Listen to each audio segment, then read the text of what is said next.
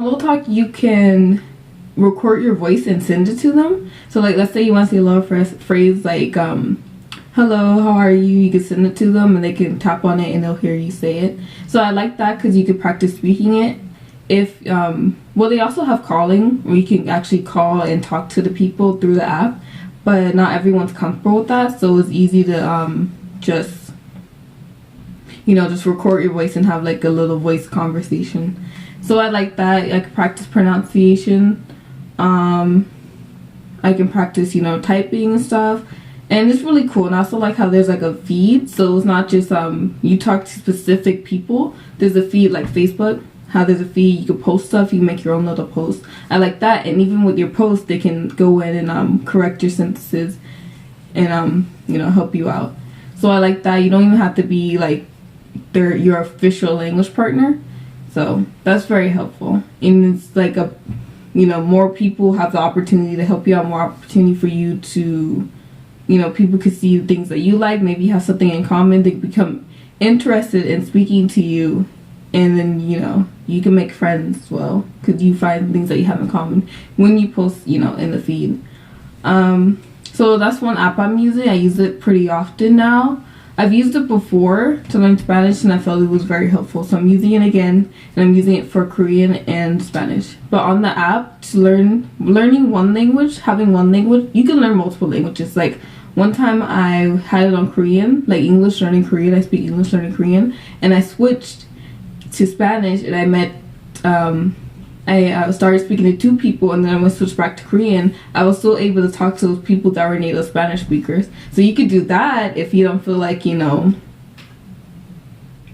don't feel like paying the money to have, native English speaker and Korean and Spanish. If you don't feel like, I think it's like $5 I paid for that. But one con about that is that whatever language you're on, you don't get to see the feed of the native speakers of the other language you're interested in. So yeah, I did do that for a while, but then I was like, I kind of would like to see the feed and then also have the opportunity, if I do post something in this feed that's in Spanish and it's incorrect, they can go and correct it.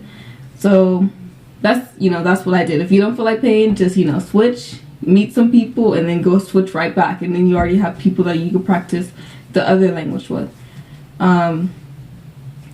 So that's basically also I wanted to talk about, because the reason I've been going on and off with languages because I have like no schedule. If you don't have a schedule, you're most likely you're gonna be, oh well, I need to do this, oh maybe I should do this, but it's not kind of set, and it's not something where we're like, oh wait, you can always forget. Like I would forget often.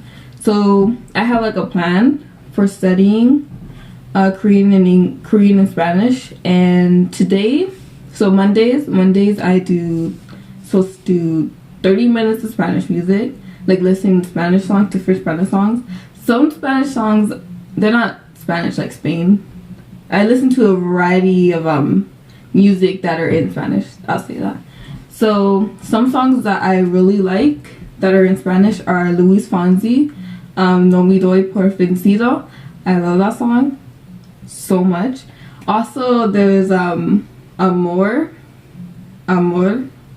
de Nota. Hopefully I'm pronouncing this right.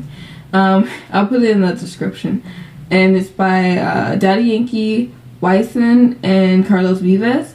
Also there's Luis Fonsi, Aqui, Estoy, and it's not just him, it's other people as well, but these are the person I know that sings it. So if you just type in his name and then that song, you'll find what I'm talking about. Also there is another song, I don't know who is by, I think, okay, the name is spelled Reik, I think, and the song is Creo En Ti.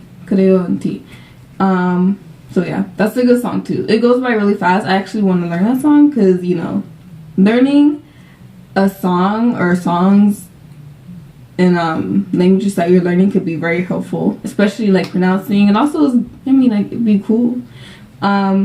So Monday, 30 minutes listening to Spanish music. There's this thing called language transfer Spanish lessons. He does different languages, but the one I know of is Spanish that I've done, and it was very helpful finding shortcuts, you know, and learning Spanish. And I found it very helpful when I was learning Spanish, you know, back, you know, when I did. Okay, so Saturdays I'll do 1 or 2 lessons of Spanish language transfer. It's a playlist on YouTube. I can put that in the description as well.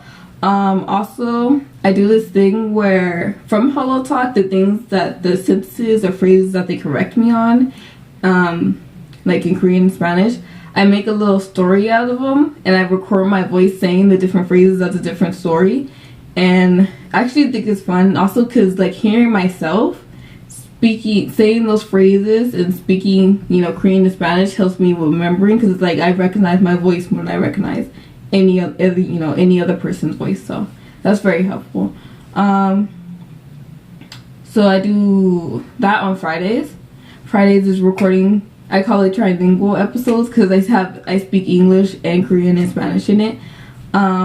Also 2 to 3 lessons, Korean lessons on TalktoMeinKorean on Tuesdays and Thursdays.